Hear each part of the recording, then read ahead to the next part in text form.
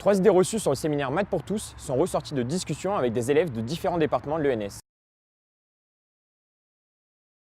Certaines personnes ne pensent pas que les exposés puissent être grand public car elles imaginent le séminaire comme une série de cours. Il n'en est rien. Le fonctionnement d'un exposé n'est pas du tout celui d'un cours. Dans un cours de maths à l'école, on va étudier des notions autour d'une thématique et illustrer ces notions par des exemples.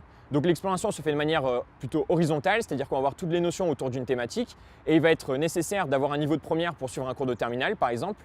Alors que dans les exposés du séminaire, le fonctionnement est inverse. On va étudier des exemples et montrer à partir de ces exemples-là les notions mathématiques qui en émergent. Donc on part des exemples et on montre les notions et on étudie les notions. Alors que dans un cours de maths, on va étudier les notions puis voir des exemples.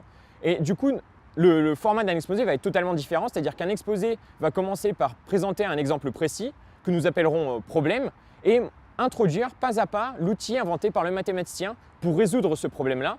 Et dans ce cas-ci, maintenant, l'exploration est plutôt verticale et il va être possible, à partir d'un simple niveau de seconde, de comprendre et de suivre un exposé introduisant des notions post-bac.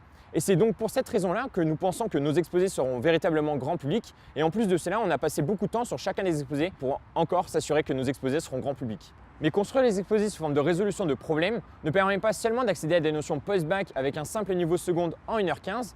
Nous avons eu cette idée et fait aussi ce choix pour des raisons supplémentaires. Premièrement, le format d'un exposé ne sera pas du tout celui d'un cours. Dans un cours, en général, on va vous faire subir des notions mathématiques. Donc pour quelqu'un qui est habitué comme moi, ça ne va pas poser de problème. Mais pour le grand public, ce n'est peut-être pas la meilleure manière de faire.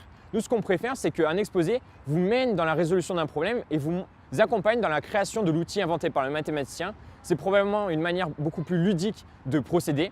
Et le deuxième avantage, c'est que la résolution de problèmes permet de mettre le mathématicien au cœur des exposés et donc de parler de mathématiques et de celui qui les fait. Et c'est en général un angle d'approche rarement envisagé dans un cours de maths classique. Grand public n'est pas synonyme de vulgarisation. Dans notre séminaire, il n'y a aucun moment question de vulgarisation. Chacun des exposés vous apportera de véritables connaissances mathématiques. Vous comprendrez les outils sous leur véritable nature. Ils ne seront pas simplifiés, mais expliqués simplement. Notre but est de vous offrir de véritables connaissances et sensations sur les sujets en question pour que vous ayez envie et soyez capable de continuer l'exploration chez vous. Certaines personnes ayant poursuivi les maths après la seconde ou après le bac, comme par exemple en filière BL, pourraient penser que les exposés ne leur apprendront rien, mais là encore, il n'en est rien. Chacun des exposés aborde une notion post-bac et certains d'entre eux abordent des notions qui ne sont même pas au programme de MP. Mais n'ayez pas peur pour autant, ça ne veut pas dire que ces notions-là sont plus compliquées, c'est juste qu'elles sortent des sentiers battus.